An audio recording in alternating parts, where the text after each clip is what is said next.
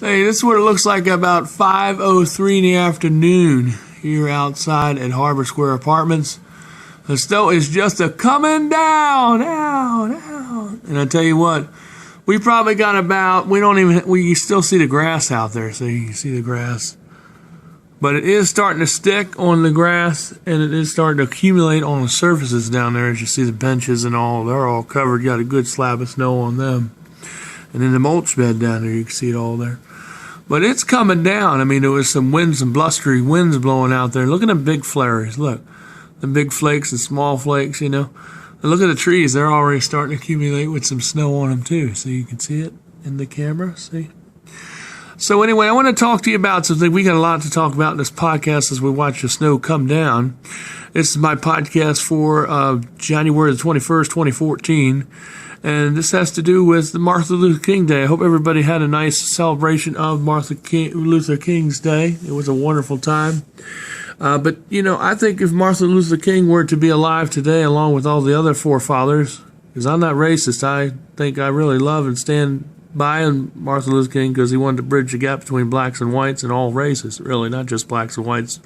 But I think he really had an ideal for every race.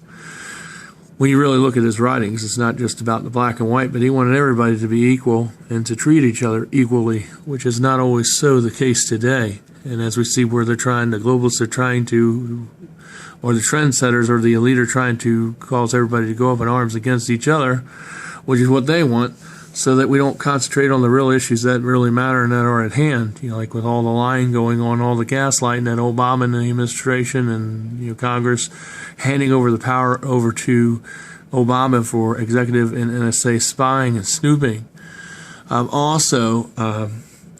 You know, they want to kill babies that have deformities and kill people that have Down syndrome or any kind of deformities. I mean, they're not going to start killing people now, but as they're born, they're going to pre-screen children before they're born. If there's any anomalies wrong with them, that's called social engineering. And what that means is they can go in and kill a baby because they don't think it's human. And yet, even though they may have a handicap or a deformity, you know, people still had children. They didn't kill them. And a lot of times people didn't kill them. They just let them grow, you know. But I think that's really wrong, and it just shows you which way this country is really going, which is heading in the wrong direction, away from morals and away from diplomacy and away from decency to a society full of, you know, suppression and oppression and tyranny and dictatorship. And that's not what this country found for. The forefathers fought for this country and died for this country, and people came over here to fight. You know, when the red coats came, it's like what's happening now. We have another trend of that happened, you know, over about 250, 300 years later. And the same thing is happening again. So we may have to rise again and tell these globalists to go back to where they came from, because we have a lot of them here. And, you know, we have a president that is a Muslim. You know, he says that he's not, but he admitted it 4 years ago on TV. And then you got people in Congress that don't even know that magazines can be reused once they are suspended, once the bullets are depleted from them. They think you have to throw away the gun because they watch too much TV and don't really know how to shoot a gun, and probably have never shot a gun, some of them in Congress. I'm not going to say all of them, but some of them in Congress have probably never shot a single firearm ever in their life. So they make those kind of ridiculous claims because they don't know a clue about what they're talking about when it comes to fire and guns, because you can refill magazines once they've been spent. And you can replace them with fresh bullets, just like you can also refill a gun. You don't throw your gun away. You don't throw away magazines. Who ever heard of such a thing? But, you know, that's what these people were saying in Congress just this past week. It's pretty crazy, and they even said it a few months ago. I mean, it's like let me ask you something. When you're in your bedroom and you're intimate with your lady or with your guy, girls, and you're married to them, and it's the love of your life, and you're having, you know, intimate relations, you know, doing your thing, rubbing, caressing, all that good stuff. Would you like the government to be watching you do that with your wife or with your husband? Well, why would you want them to have that same access? You know, if the answer is no, that's right. You don't want them to be doing it. Well, why would you want the government to have that same access to your information online or on the telephone or on your smartphone or on any other device? Well, it's absurd because they shouldn't have that access. That's what we're trying to tell you here. So we just want to give you a few things to really thinking about and examine.